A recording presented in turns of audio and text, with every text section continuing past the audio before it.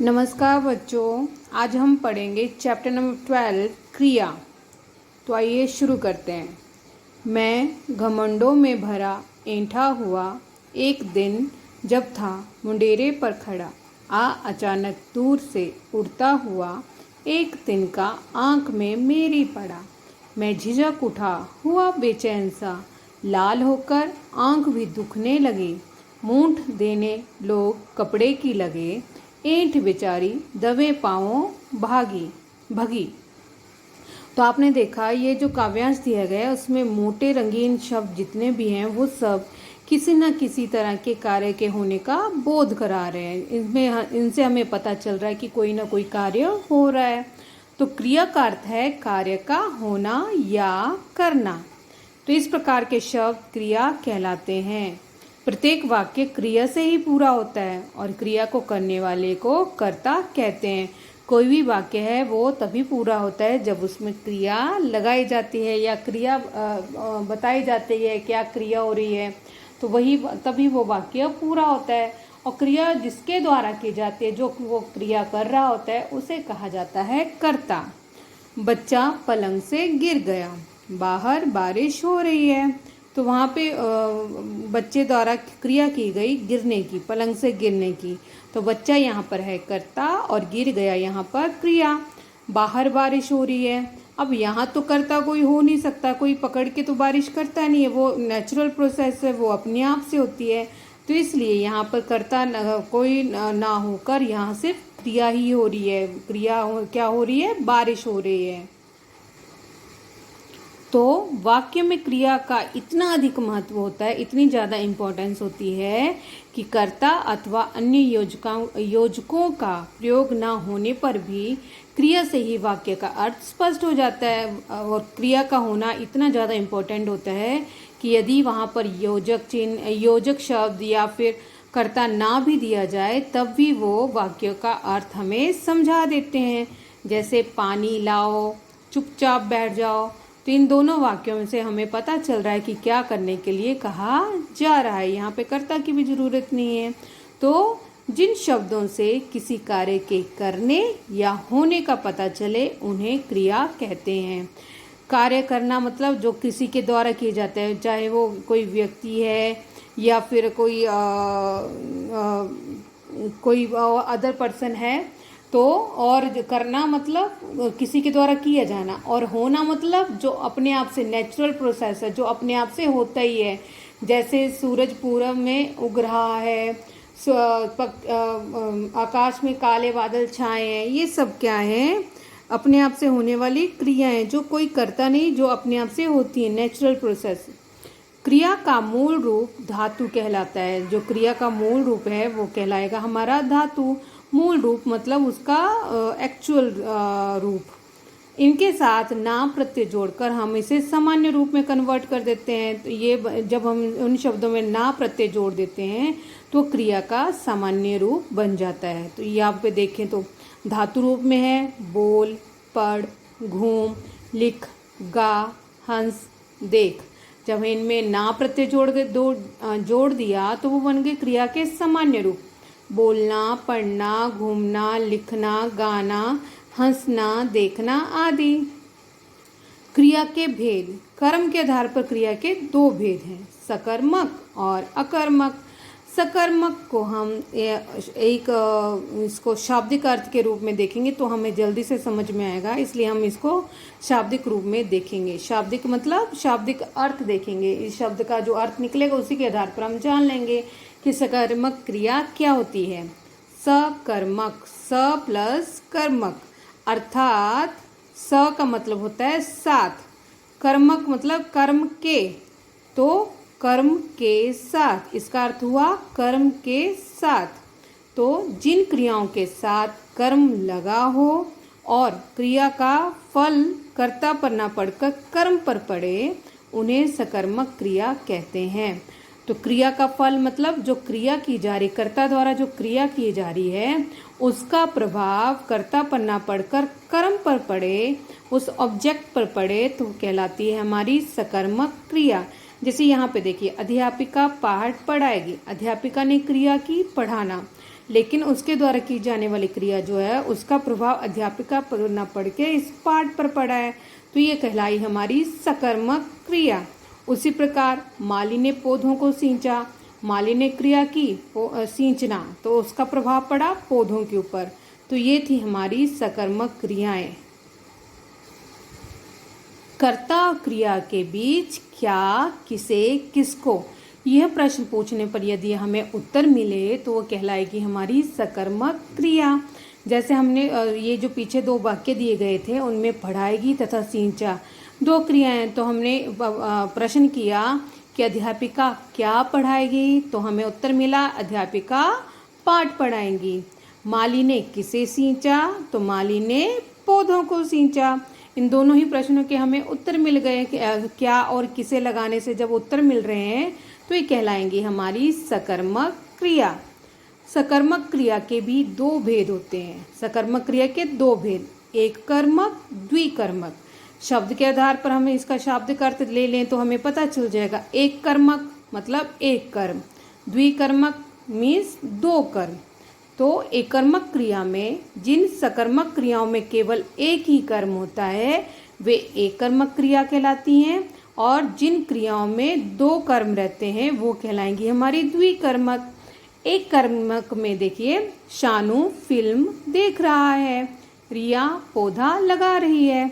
यहाँ पर सिर्फ एक ही कर्म है, फिल्म और पौधा। यहाँ पर शानू द्वारा क्रिया हो रही है देखना, रिया द्वारा क्रिया हो रही है लगाना। तो उन्होंने जो क्रिया की उसके लिए कर्म वहाँ पर हैं सिर्फ दो, मतलब एक एक फिल्म और पौधा। जिस सकर्मक क्रिया का केवल एक ही कर्म होता है, यहाँ पर फिल्म और पौधा एक ही कर्म है दोनों में, तो ये कहलाएंगी हमारी एकर्मक सकर्मक क्रिया। द्विकर्मक क्रिया में क्या होता है, जहाँ पर दो कर्म रहते हैं। तो जिन क्रियाओं में दो कर्म पाए जाते हैं या फिर दो कर्मों की अपेक्षा होती है वे कहलाती हैं द्विकर्मक क्रियाएं। कुलदीप ने भाई को पुस्तक दी। कुलदीप ने क्रिया की देना, तो उसके बीच में कर्म क्या क्या आ गया, भाई और पुस्तक। माँ मुकेश को कहानी सुना रही है, माँ सुना रही है, उसके बीच में कर्म आ गए दो, मुकेश और कहानी। तो इन उदाहरणों में क्या तथा किसे प्रश्नों के उत्तर मिल रहे हैं। देखिए, पहले वाक्य में कुलदीप ने किसे क्या दिया, तो उत्तर आया भाई को पुस्तक दी। दूसरे वाक्य में माँ किसे क्या सुना रही है, तो माँ मुकेश को कहानी सुना रही है। दोनों वाक्यों में दो कर्म आए, अतः ये द्विकर्मक क्रियाएं हैं। जिस सकर्मक क्रिया में दो कर्म होते हैं अथवा दो कर्मों की अपेक्षा होती है वे कहलाती हैं द्विकर्मक क्रियाएं। अब है अकर्मक, अ प्लस कर्मक। अ का अर्थ आपको हिंदी में पता ही है, अ होता है बिना, अ का अर्थ होता है बिना। तो कर्मक कर्म के, तो ऐसे वाक्य जहाँ पर कर्म के बिना ही वाक्य लिखे जाते, जहाँ पर कर्म के बिना ही क्रिया हो रही है वे कहलाएंगी हमारी अकर्मक क्रियाएं। अकर्मक यानी कर्म रहित, कर्म के बिना।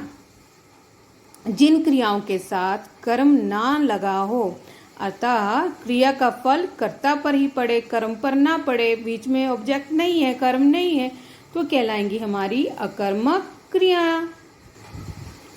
आकाश में पक्षी उड़ रहे हैं, विनय जोर से चिल्ला रहा है।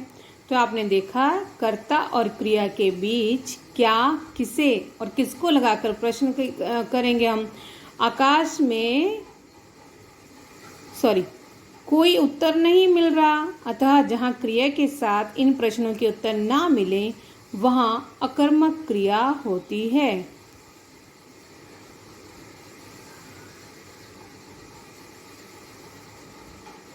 जिस क्रिया का कोई कर्म नहीं होता उसे अकर्मक क्रिया कहते हैं।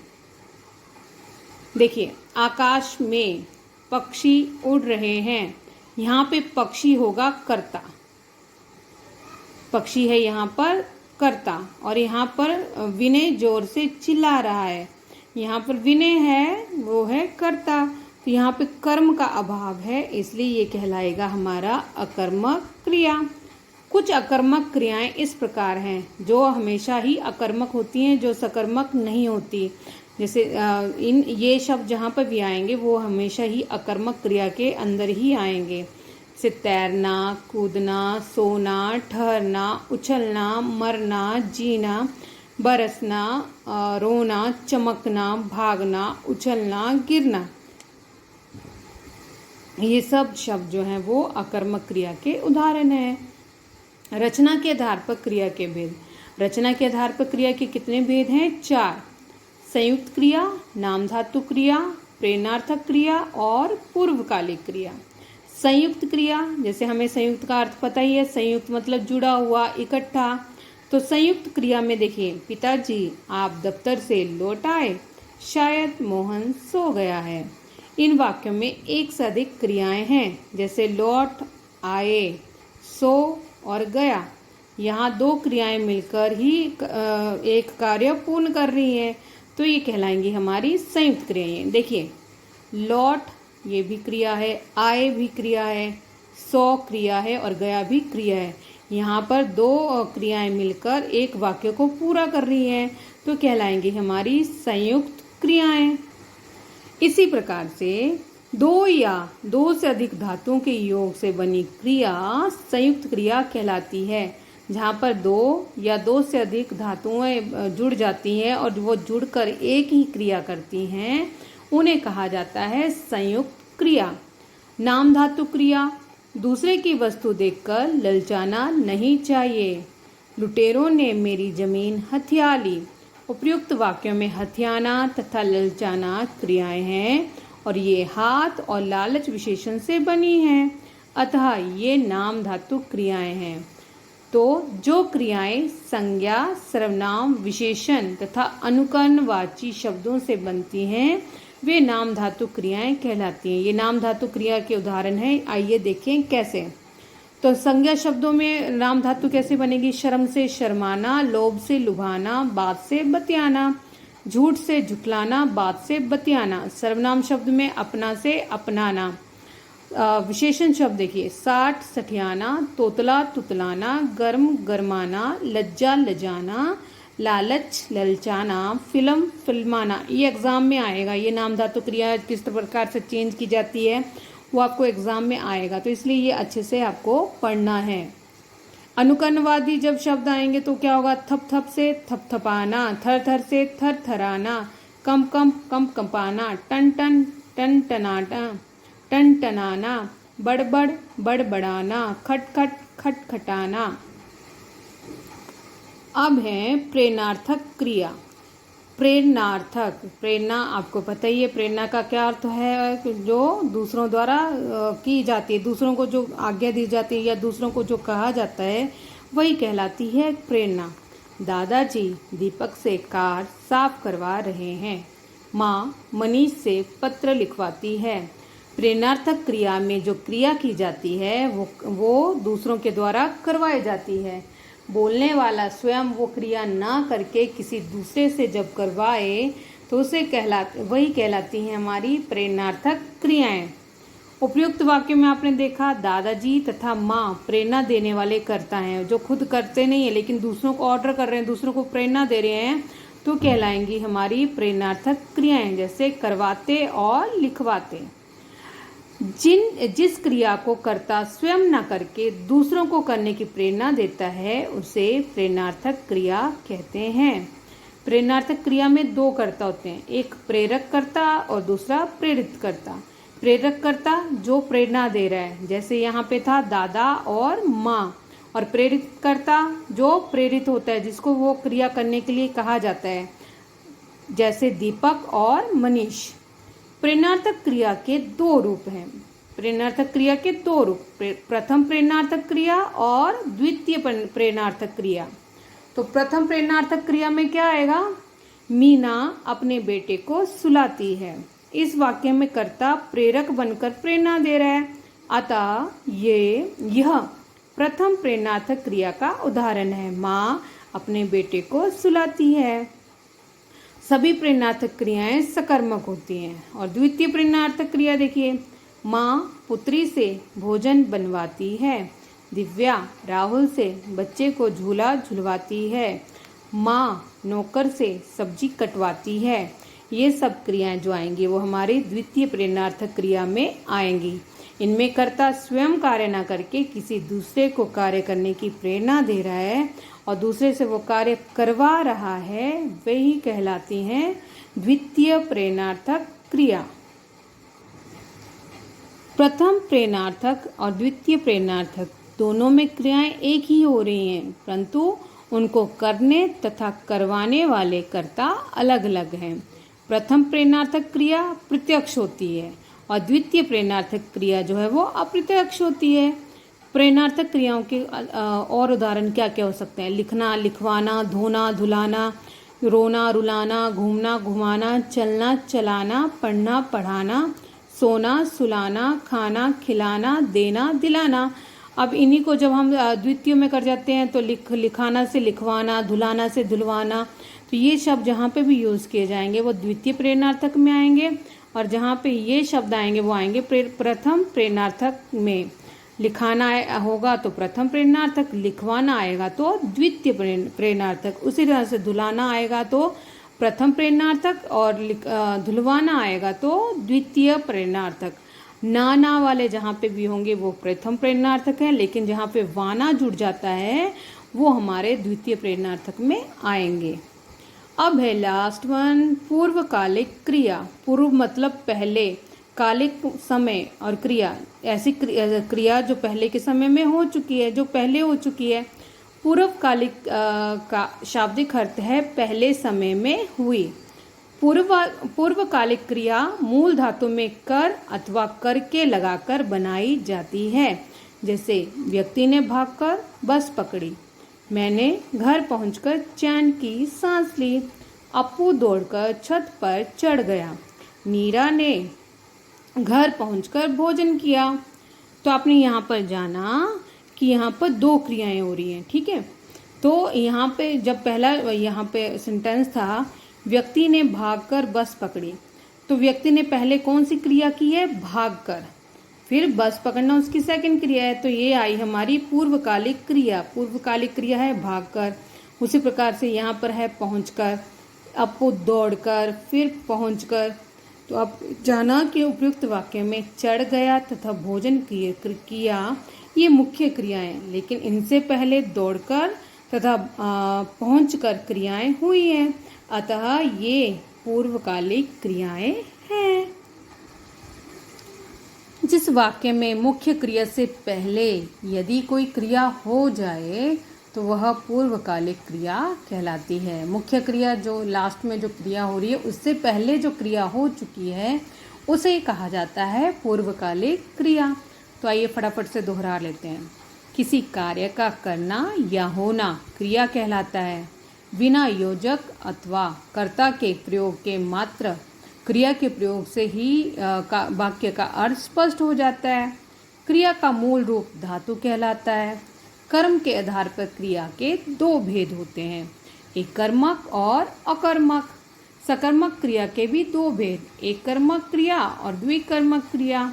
द्विकर्मक क्रिया में एक कर्म मुख्य होता है तथा दूसरा कर्म गौण। मुख्य कर्म क्रिया से पहले तथा गौण कर्म क्रिया के बाद आता है। मुख्य कर्म अप्राणीवाचक होता है जबकि गौण कर्म प्राणीवाचक होता है। रचना के आधार पर क्रिया के चार भेद होते हैं, संयुक्त क्रिया, नाम धातु क्रिया, प्रेरणार्थक क्रिया और पूर्वकालिक क्रिया। प्रेरणार्थक क्रिया के भी दो भेद, प्रथम प्रेरणार्थक क्रिया और द्वितीय प्रेरणार्थक क्रिया।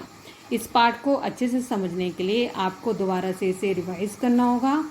जब आप इसको दोबारा से खुद से इसे पढ़ेंगे तो आपको ये चैप्टर बहुत अच्छे से समझ में आ जाएगा।